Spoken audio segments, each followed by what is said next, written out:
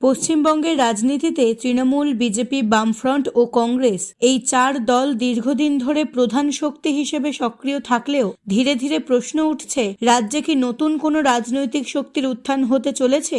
বিশ্লেষকদের মতে পুরনো দলগুলোর প্রতি মানুষের আস্থা পুরোপুরি না ভাঙলেও দীর্ঘদিনের অসন্তোষ, উন্নয়নের ঘাটতি, যুব বেকারত্ব এবং দুর্নীতির অভিযোগ অনেক ভোটারকে নতুন বিকল্প খুঁজতে বাধ্য করছে। তাই নতুন শক্তির সম্ভাবনা কথাটি এখন ক্রমেই জোরালো হয়ে উঠেছে। যদিও এখন কোনো দল বা সংগঠনকে নিশ্চিতভাবে নতুন রাজনৈতিক শক্তি বলা যায় না, তবে নানা লক্ষণ ইঙ্গিত দিচ্ছে রাজ্যে পরিবর্তনের বীজ ইতিমধ্যেই অঙ্কুরিত হতে শুরু করেছে।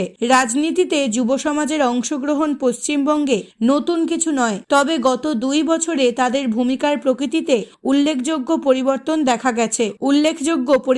দেখা যাচ্ছে। কিছু বিক্ষুব্ধ নেতা নিজেদের স্বাধীন পরিচয় গড়ে তোলার চেষ্টা করছে। অন্যদিকে বৃহৎ ধর্মীয় সমাবেশ যেমন 5 লক্ষ কণ্ঠে গীতাপাঠ বা বাবরি মসজিদের শিলান্যাসের মতো আচার অনুষ্ঠানেও তরুণদের সক্রিয় উপস্থিতি নজর কেড়েছে। একই সঙ্গে তারা সোশ্যাল মিডিয়াকে দক্ষভাবে ব্যবহার করে ব্যাপক জনমত তৈরি করছে। শিক্ষা, চাকরি সমস্যা, দুর্নীতি এ ধরনের জরুরি ইস্যুতে তরুণ ছাত্রনেতারা এখন সরাসরি বক্তব্য রাখছেন এবং খোলাখুলিভাবে নিজেদের অবস্থান তুলে ধরছে। রাজনৈতিক বিশ্লেষকদের মতে এই বিক্ষুব্ধ নেতৃত্ব সংগঠিত রূপে সামনে আসে, তবে তারা রাজনীতিতে নতুন মাত্রা যোগ করতে পারে এবং প্রচলিত সমীকরণ বদলে দিতে সক্ষম। এই সংগঠনগুলো এখনো নিজেদের রাজনৈতিক দল হিসেবে ঘোষণা করেনি, তবে তাদের কার্যক্রম এবং জনপ্রিয়তা দেখে বিশ্লেষকদের সন্দেহ 2026 সালের নির্বাচনে তারা হয়তো স্বাধীন প্রার্থী দিতে পারে বা কোনো বড় জোটের সঙ্গে যুক্ত হতে পারে।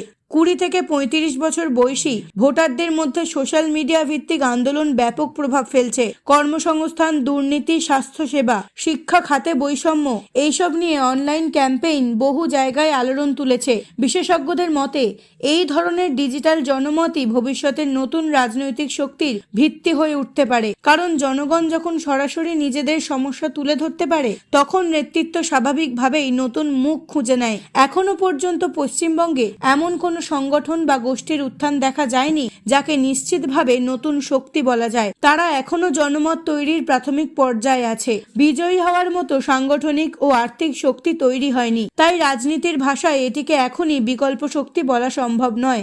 মানুষ পরিবর্তন চাইছে, বিশেষ করে যুব সমাজ। রাজনৈতিক প্রতিযোগিতার তীব্র ফলে ছোট সংগঠনগুলোও গুরুত্ব পাচ্ছে। সামাজিক ক্ষোভ জমে আছে, যা ভবিষ্যতের নতুন নেতৃত্বের পক্ষে জনমত তৈরি করতে পারে।